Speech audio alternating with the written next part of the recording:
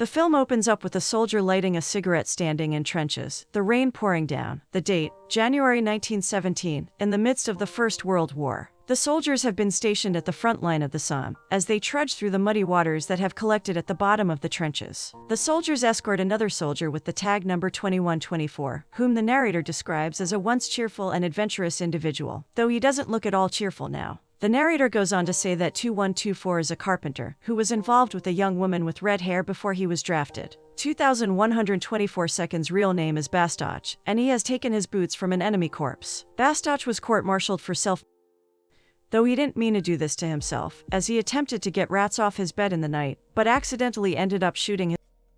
However, his superiors did not believe him, and he has now received a capital sentence. There is a second prisoner being escorted through the trenches, a man named Francis Gaynard, a welder who, like Bastoch, is also from the Seine area. Francis's crime is also get out of his duties, although, unlike Bastoch, Francis purposely on the barrel of a machine gun, and also now faces a capital sentence. The third prisoner has the tag number 1818. 1818 murdered a fellow officer who kicked his fallen soldiers, and ended up being drowned in the mud by 1818. Though no one ever found out that 1818 did this, he was court-martialed for purposely shooting his 1818 seconds real name is Benoit, and he is a farmer from Dordogne, where he was taken and sent to train for the army. The fourth prisoner falls to the ground crying. His name is Angel Bassignano, though he is no angel at all. Angel is a troublemaker who plays pranks on his fellow soldiers regularly, and was in trouble frequently, even before he became a soldier. Angel is also facing the highest penalty for the result of purposefully shooting.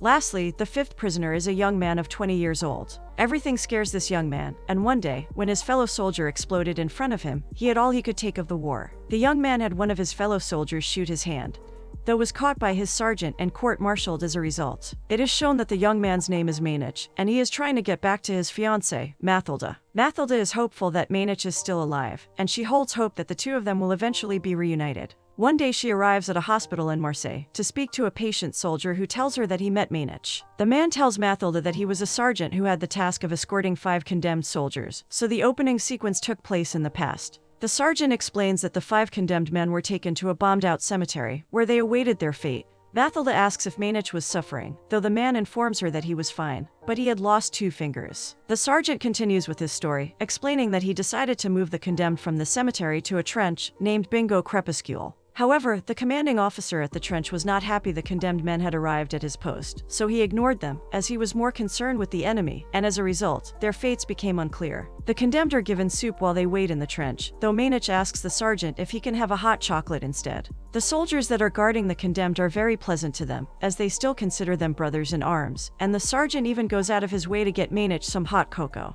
The sergeant asks Benoit if he has anyone waiting for him at home, and Bastoch explains that Benoit has a fiancée, to which Benoit reveals to the men that her name is Mathilda. Benoit explains that he is very excited to see her soon, as he will be able to see her as soon as the execution is over, which grabs the attention of all the men who hear this. It is hinted that Benoit has become mentally unstable after everything he has witnessed fighting on the front lines. Mathilda wants to know more, and the sergeant reveals that the 5 men were released into no man's land, where the commanding officer believed they would, one way or another, meet their demise. Mathilda wants to know if Benoit was alive on January 17th, and the sergeant informs her that the next morning, after they were all led onto no man's land, the condemned men's names were called out, and all of them replied except Benoit, and that's all he knows. The sergeant himself was stationed elsewhere, where he got wounded and was subsequently taken away by ambulance. When the sergeant was in the ambulance, he met a blinded corporal who served alongside the condemned in the trenches. He asked the corporal whether he knew if the 5 condemned men survived no man's land, to which the corporal replied that they likely didn't.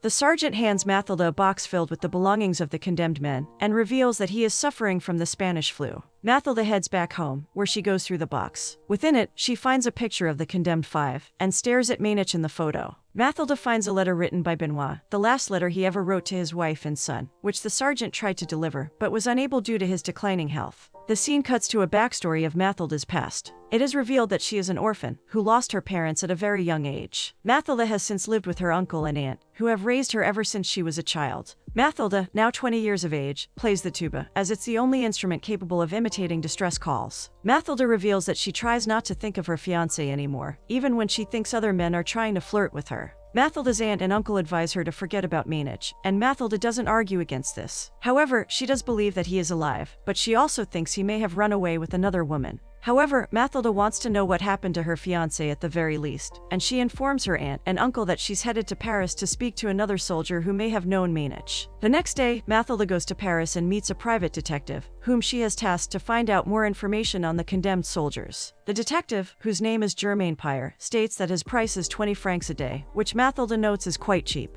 Germain gives Mathilda the telephone details of a church that Benoit used to attend. Mathilda calls this church and is informed by the priest that Benoit gave his life for his country, and that Benoit's wife took everything and left her home. Mathilda goes to meet a man named Pierre-Marie and learns that the name of the trench where Maynich was stationed was called Bingo Crepuscule. Pierre-Marie is an old acquaintance of Mathilda's parents, and is therefore concerned that her search for Maynich is futile. He tries to convince Mathilda to forget about Maynich, and that even if he is alive, her prying would put him in danger, as he would be a fugitive. Mathilda takes her leave, paying little attention to Pierre-Marie's advice. Meanwhile, Germain travels to Corsica in search of Tina Lombardi, a woman who had a past with Angel, to inquire whether she has any information on the condemned. Germain gets into contact with Mathilda and informs her that he has been unable to get into contact with Tina, though he has confirmed that she is indeed in the area. Germain informs her that even though he has failed thus far, he is not ready to admit defeat just yet. Tina, however, is not in Corsica. She is on a mission to avenge Angel and is with the sergeant's superior who informed him of his restationing. Tina disguises herself as a prostitute, and when the superior lets his guard down, Tina shoots the glass above him, and he is impaled by the falling shards. Mathilda arrives at a bar, where she approaches the bartender, saying that she believes that he may be acquainted with Bastoch the carpenter. Mathilda shows the bartender a picture of the condemned, and he points out Bastoch, and confirms that he is indeed a friend of his. The bartender reveals that Bastoch and his friend, named Biscuit, helped make a replacement hand for him after it had been bitten off by a hyena. Mathilda hands him a postcard from Bastoch, addressed to Louis, which is the bartender's real name. Bastoch asks Louis to tell his lover, Vero, that he is thinking of her, and informs him that he and Biscuit managed to reconcile their relationship. Louis is glad that the two best friends, Biscuit and Bastoch, managed to patch things up after they fell out during the war. Mathilda asks Louis why Vero and Bastoch stopped speaking to each other, though Louis doesn't know, and guesses that Bastoch may have been unfaithful. Mathilda arrives at the military archive with Pierre-Marie, still pretending to be wheelchair-bound when she's with him. While Pierre-Marie leaves her unattended and speaks with the senior officer, Mathilda finds a binder full of reports from Trench 108, the same trench where Maynich was last stationed. Mathilda takes some pages out of the binder when the two men are distracted, and quickly gets back into her wheelchair before she is seen. Mathilda reads the reports she stole from the military archive while she is on a train headed back to her aunt and uncle's home. She learns that Maynich was given a capital sentence for Mathilda is stunned and tells herself that if the ticket inspector doesn't come to see her ticket before she counts to 7, Maynich is indeed gone. Mathilda reaches the count of 6 when a man bursts into her cabin and asks to see her ticket, though she is disappointed when the man reveals he is just an ordinary man playing an April Fool's joke on her. Back at home, Mathilda struggles to eat, while her uncle tries to comfort her by assuring her that as soon as the newspaper strikes are over, they will place an ad for any information on Bingo Crepuscule. Her aunt asks her to take some time off and go for a change of scenery, where she might even meet someone new, though Mathilda has no interest in doing this, and instead asks her uncle to pour her a glass of wine, which shocks the both of them, as they were unaware that Mathilda drinks. The next day, Mathilda receives a letter from Vero, who wrote to her as soon as Louis told her about Bastoch's postcard.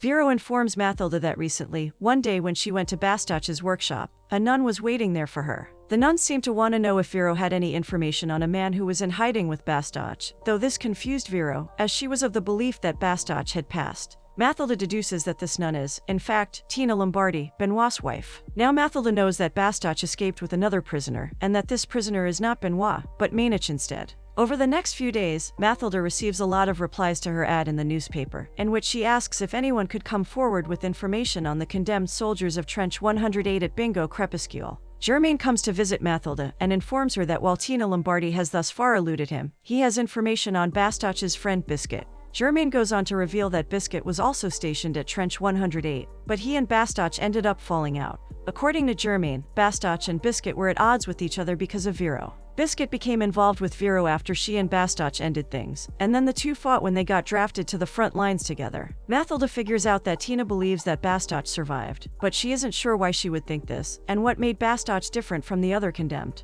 Mathilda's uncle interjects, stating that Bastoch was the only one out of the men who was wearing German boots. Then it hits Mathilda that Tina must have received information that a man wearing German boots escaped with a partner. Mathilda also notes that Bastoch and Biscuit made up, and that Biscuit must have helped him escape. The next day Mathilda goes back to Paris, this time to speak to a woman named Elodie, who knew both Bastoch and Biscuit. Mathilda approaches Elodie, who is selling vegetables in the marketplace, though Elodie doesn't want to speak to her. Mathilda pleads with Elodie, who then turns around and explains that she cannot speak about Bastoch in public, but promises to write Mathilda a letter in which she will explain everything. The day after tomorrow, Elodie's letter finally arrives. Within it, Elodie writes that she is Biscuit's second wife, whom he married after the passing of his first wife. Biscuit's children were not his biologically.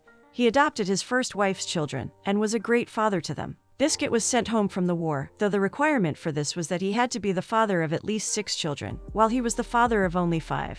Biscuit revealed to Elodie that he was unable to have children, and asked Elodie if she would be open to having a child with Bastoch, so that he could avoid being drafted again. Elodie felt betrayed by her husband, that he would be willing to give her to someone to save himself. Reluctantly, Elodie eventually agreed to the idea, and she and Bastoch had a child together. However, their relationship didn't stop there. The two of them developed real feelings for one another, and ironically, Biscuit became jealous. Biscuit's jealousy tormented the couple, though both men are now absent in her life, as she believes that Bastoch is deceased, and her husband passed away in a hospital bombing. Elodie ends her letter by admitting that she feels comfort in being able to confide in Mathilda. Mathilda is called inside by her aunt, who informs her that she has a phone call. She answers the phone to hear that Pierre-Marie has some new information for her in relation to Maynich. Pierre-Marie states that he has received confirmation that Maynich is deceased, and that he and the rest of the condemned were buried in a cemetery not far from the trench. Mathilda is speechless and drops the phone, leaning against the wall, as she tries to comprehend what she has just heard. The scene cuts to a flashback of when Mathilda and Maynich were both children, and Maynich tried to be her friend. Mathilda mostly ignored the determined Maynich, though he didn't give up on trying to be friends with her. Then one day, Mathilda almost fell from the top of a lighthouse, but Maynich ended up pulling her up to safety. From that point on, Maynich and Mathilda became close friends. The two of them started off as friends and eventually became lovers, and when they became old enough, they quickly got engaged. On the day Maynich left for the war, Mathilda tried to race his car to a bend in the road, convincing herself that if she got there first, he would come back alive. Mathilda does indeed reach the bend, though the car is not Maynich's, much to Mathilda's disappointment. The scene cuts to Mathilda sitting in a field with hundreds of crosses that have been erected in respect of the fallen soldiers in the war, one of which has Maynich's name on it. Mathilda sits in front of his cross, telling him that she believes that he's still alive, and that Tina Lombardi is a lead to him. Elsewhere, Tina is approached by a man wielding a pistol, demanding to know who she is. As the man gets closer, Tina takes off her glasses, which are attached to the trigger of a hidden gun. Before the man can react, Tina shoots the man and escapes the scene before she is caught. Later that night, Mathilda is woken up by a motorcycle approaching the house. The rider is a man in military uniform, and as everyone in the house looks to see who has arrived, the man reads out a letter explaining he is Celestine, and has been sent by Germain, as he has some information on Maynich. Celestine is invited inside for dinner, and Mathilda wastes no time in questioning him in relation to her fiancé. Celestine states that the last time he saw Maynich, he was carving his and Mathilda's initials into a tree trunk on no man's land when suddenly the albatross got him. Mathilda is confused by this, and asks what he means by albatross, which he explains is a nickname for a German fighter plane. Maynich failed to take cover, and was gunned down by the plane in the middle of no man's land. Mathilda's uncle asks Celestine if he's sure Maynich perished, though he states that he only saw 3 of the condemned meet their end. And one of those 3 was Angel, who was shot by a French corporal after he tried surrendering to the enemy. Francis the welder met his end by being shot by a German rifle, while he sang loudly on no man's land. And according to Celestine, Bastoch met a similar fate to Maynich, in that he was shot down by the German plane after he attempted to take it out with a grenade. Celestine claims that he then saw Benoit explode into pieces, as he was directly struck by a German shell, just before the men in the trench charged enemy lines and were almost completely wiped out. Once Celestine is done with his story, Mathilda points out that he only saw Francis, Angel, and Benoit out of the condemned 5 with his own eyes. Celestine, though, asks her to drop her false hope of Maynich surviving the ordeal, as she'll only make herself suffer. The next day, Mathilda shows Celestine the letters she was given by the sergeant. Mathilda states that Bastoch was seen alive, as a man in uniform wearing German boots. However, Celestine reveals that Bastoch wasn't allowed to go into no man's land with German boots on, so he removed them before he met his supposed demise. Mathilda is shocked at hearing this, and states that Tina is therefore on the wrong trail, before getting up, smacking Celestine across the face, and marching up to her room. Mathilda's uncle and aunt ask her why she's so upset. Mathilda states that Celestine has ended her hope, which makes Celestine immediately apologize, and ask how he can make it up to her. Mathilda slowly opens her door and asks Celestine if he could take her to Bingo Crepuscule, the place where Maynich apparently perished. Mathilda, her uncle, and Celestine visit the land where the Bingo Crepuscule trench and no man's land were, to find that the land has since been converted to farmland. They are escorted by the farmer, and Celestine remarks that he recognizes nothing, as everything now looks completely different from the wasteland he and his comrades fought for their lives on. Later that day, Mathilda, her uncle, and Celestine stop at a cafe, where Celestine recalls that before he supposedly perished, Maynich was wearing a red glove on the hand that was shot. Mathilda wants to know more about the glove, but just then a woman sitting behind her goes up to a blackboard and writes MMM, which stands for Maynich marries Mathilda, something Maynich was carving everywhere once he and Mathilda were engaged. Mathilda meets the woman in the ladies' room, who tells her that she's a German living in France. The woman had Mathilda come to the ladies' room as she didn't want to alert Celestine, a French soldier. The woman reveals that her brother, a German soldier, witnessed Maynich carve MMM into a tree stump before he was gunned down by a German plane. The woman's brother was named Gunther, aged 23, and he met his demise once the French charged into no man's land. The information she has was passed on to her by a comrade of her brother's. Mathilda rejoins Celestine and her uncle, who hands her a newspaper that states that Tina Lombardi has been caught and that she is to be executed. Tina, at this point, has murdered 2 army officers before she was apprehended. Sometime in the near future, Mathilda is on a train with Pierre-Marie, on their way to speak to the imprisoned Tina Lombardi. Mathilda sits across a table from Tina, while Pierre-Marie and others watch on, though Tina states that she'll only speak to Mathilda alone, and the others eventually leave. Mathilda asks Tina why she murdered the officers, and she replies that one of the 2 officers had ordered the corpses of his men to be thrown into no man's land, and the other, who was the senior commander, had ripped up a pardon that would have set the condemned men free. Tina admits she was overcome with rage, and she was determined to find and end all those who hurt Angel.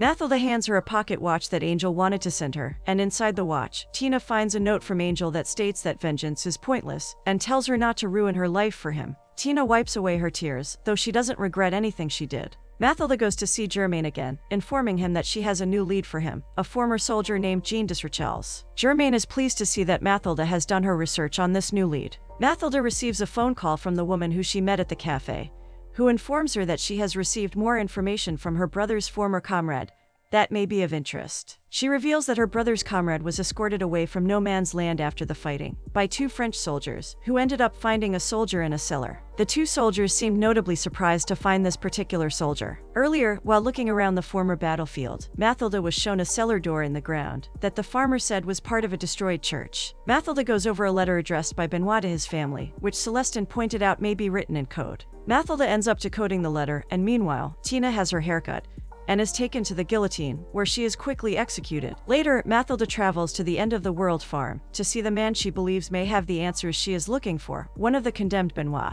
Mathilda stares at the farmhouse from afar, and she watches a child run into the property. A hand touches Mathilda on the shoulder, and a man's voice asks her not to try to bring back the deceased. The man is Benoit, who has now changed his look by shaving his large mustache, and reveals that he tried to murder Mathilda once, though her cat ended up scaring him away. Mathilda asks him if Maynich is alive, and Jean replies that the last he saw of him, he wasn't doing too well, though doesn't say whether he is still alive. Benoit tells his story, revealing to Mathilda that once the condemned were led onto no man's land that day, he ran, while Maynich and Bastoch hid together. Benoit eventually took cover behind a broken wall, where he was knocked unconscious by flying debris. He reveals that he was the soldier that was found in the cellar, as when he regained consciousness and the French charged the German trench, he took cover. The German shells continued to rain onto no man's land, and eventually, a badly wounded Biscuit walked down the cellar steps, mourning the loss of his friend Bastoch with his last words. Benoit took Biscuit's dog tag, and of those of any of his other fallen brethren, and set off into no man's land once the fighting had subsided.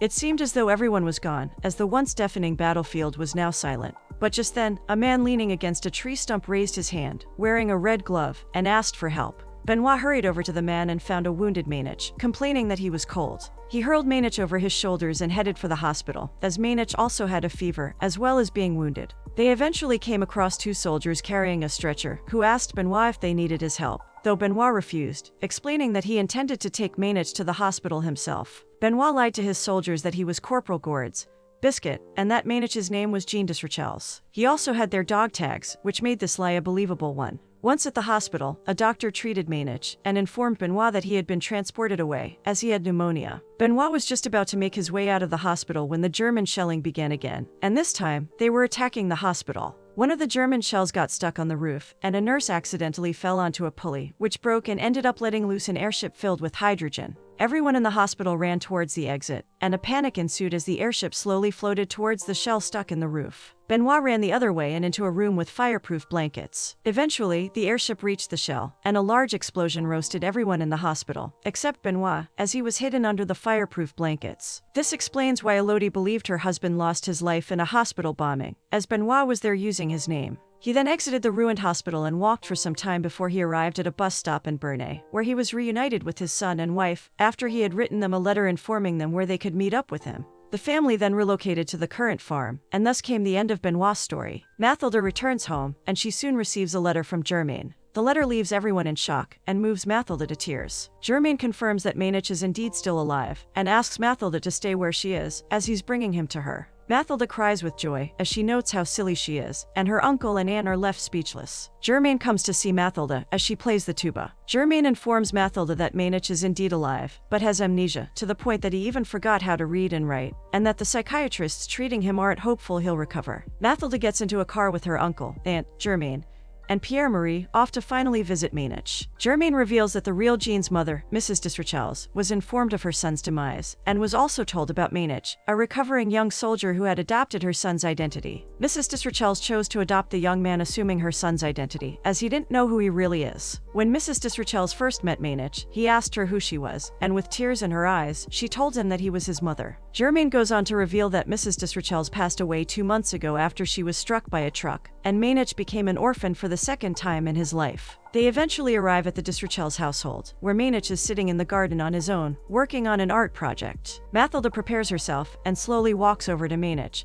who she sees in the distance. Maynich greets Mathilda and asks why she is crying as she sits down next to him, shedding tears of pure joy that the man she loves is alive and sitting in front of her. Mathilda leans back in her chair, folds her hands in her lap, and watches Maynich go about his work with a big smile on her face.